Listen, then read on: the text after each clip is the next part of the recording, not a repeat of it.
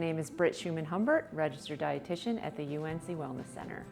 And today I wanted to make ricotta gnocchi.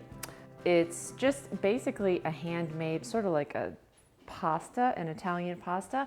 But the reason I like this particular one is you don't need any fancy equipment to make this pasta.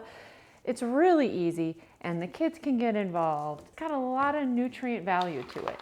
So it's basically 1 cup of ricotta for every cup of flour. So this is a doubled recipe, and then I will take the extra, can't get it open. This is a 16-ounce container of ricotta cheese.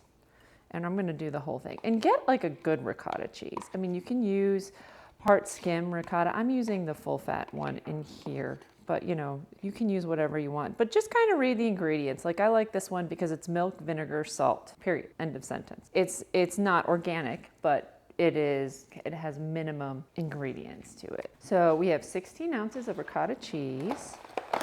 And to that, 4 eggs. Clean those up. And then I want to add a cup of grated Parmesan cheese. So this is about a cup. Yeah, it's a cup, almost, not quite, a little bit more. So it's a cup of Parmesan cheese. And I'm going to add a teaspoon of salt. This is kind of to taste, but I think a little bit of salt helps. So salt and pepper to taste. Okay. And then we're just going to mix it up. Easy peasy. Try not to make a mess. Boom, done. Okay, and here, in a larger bowl, I'm gonna add 2 cups of flour because the 16 ounces of ricotta cheese, 8 ounces in a cup, so it's kind of like 1 cup. So I'm gonna add 2 cups of flour. And you can use all-purpose flour. I actually like using a little bit of bread flour for this because I like the high protein content in the bread flour. It helps the gluten, there's just more gluten in it, so it sticks together better, a little bit easier. So, but you can use either one. So if you only have all-purpose flour in the house, just use all-purpose flour. That's all good. It's always wet and to dry. I always follow. There's certain rules and laws in baking. You just kind of have to follow. Just do what I'm told sometimes. And we're just gonna kind of start combining it. And it's gonna be kind of a wet dough to start. You are gonna need more flour once we start kneading it. This is super fun. Okay, once it starts coming together, you can start using your hands. There we go. Now that is a very sticky dough. It will come together, so be patient. Now we gotta take it onto a surface and we gotta knead it for a little bit. So I'm gonna grab a little more flour and put it on the surface. We're gonna use, this is a pastry scraper and I think it's like $1, but it's probably one of the most useful tools I have in my kitchen. So big fan of that. And you just kind of wanna get the flour in it, start kneading it. Just like that. There. It doesn't take long. Here's where it gets fun. Like you can get your kids involved into this because this is the kind of dough they like playing with Play-Doh and stuff like that. You know, it's pasta. It's not bread. There's no yeast in it. You're just gonna boil it. You're gonna put it over tomato sauce and some mozzarella. Really benign. Very fun for the kids. I'm gonna divide this into 4 sections. You sort of make snakes. Like, let the kids play with it. You're just making snakes, long, big, long snakes, about a ½ an inch in diameter. You roll them out. But if you've ever wanted to make homemade pasta before, this is the recipe I highly recommend you try. You know, people do potato gnocchi and you have to cook the potato and stuff like this. I love this one because you just dump some cheese in there, add some flour, and boom, you got it. And it's done. And you just start cutting them. I like to cut them into little diagonal pieces.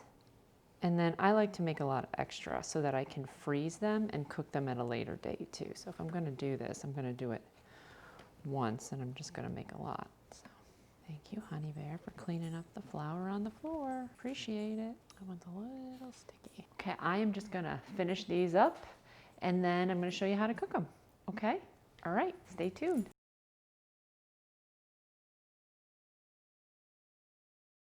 Okay, and we're back. And so as you can see here, I have 2 a double recipe of the gnocchi that I did. They're not pretty. And if you have kids helping you, they're not going to be pretty either. But you know what? You cover them with sauce and cheese and nobody's going to know the difference. So who really cares? What I am going to do is probably take a whole sheet of these as is and lay them in the freezer until they freeze solid, and then I'll put them in a Ziploc bag and save them for another day. But first, I wanted to really quickly show you how I serve these. So what I have here is a giant, very hot pot of boiling water. So I have some boiling water, and which I am going to salt. Kind of raises the temperature. Good. Okay, I'm going to use a spatula for this. Drop them in the water, just like that. Okay, and I'll let them float around. Don't want them to stick together. Give them a stir. And over here, I just have some sauce heating up. And it's like just very, very simple. I just put like it's olive oil, a little garlic, tomato sauce. Nothing spectacular at all. You can also use a jarred sauce. You'll see what's going to happen is they will start floating to the surface. And when they start floating to the surface, that's when you'll know they're done. And then you can use a spatula. I love these things. These are like little spiders. I think it's called the spider.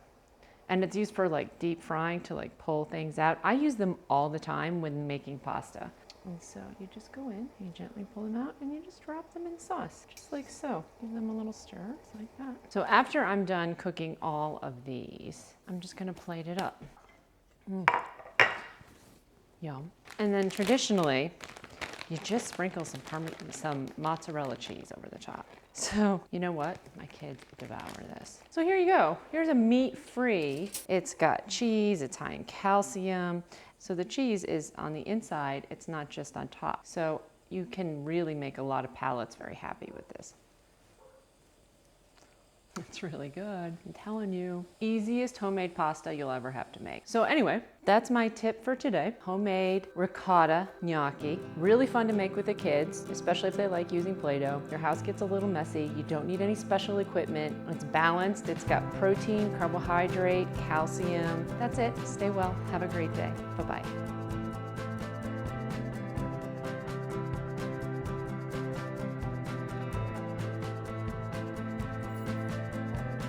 Down.